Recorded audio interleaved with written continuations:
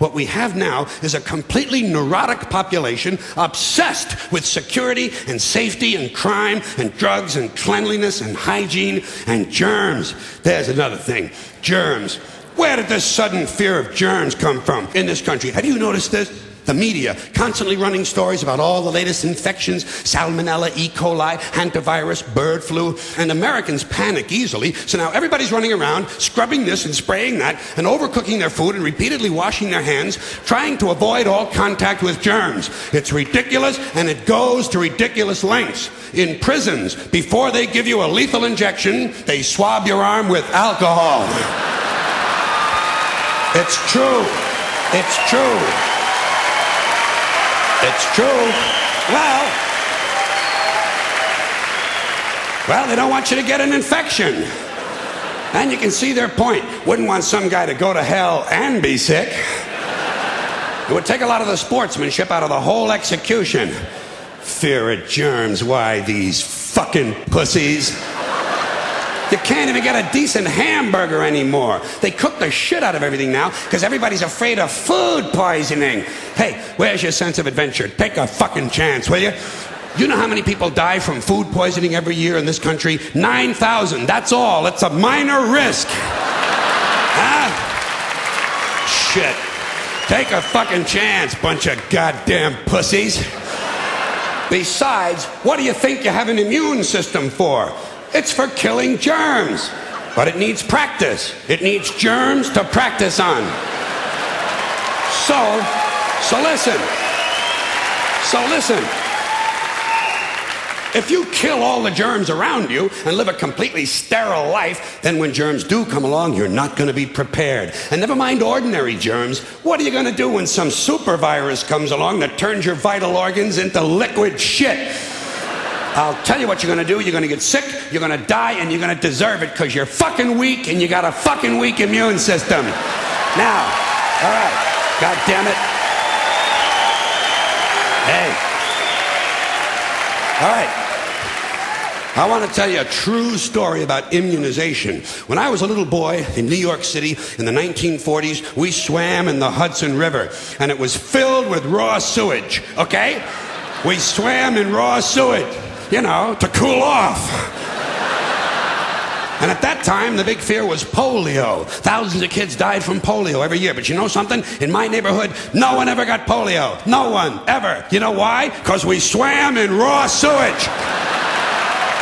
It strengthened our immune systems. The polio never had a prayer. We were tempered in raw shit. So personally, I never take any special precautions against germs. I don't shy away from people who sneeze and cough. I don't wipe off the telephone. I don't cover the toilet seat. And if I drop food on the floor, I pick it up and eat it. I eat it. Yes, I do. Even if I'm at a sidewalk cafe in Calcutta, the poor section, on New Year's morning during a soccer riot. And you know something? In spite of all that so-called risky behavior, I never get infections. I don't get them. I don't get colds, I don't get flu, I don't get food poisoning, and I don't get headaches or upset stomachs. And you know why? Because I got a good, strong immune system, and it gets a lot of practice.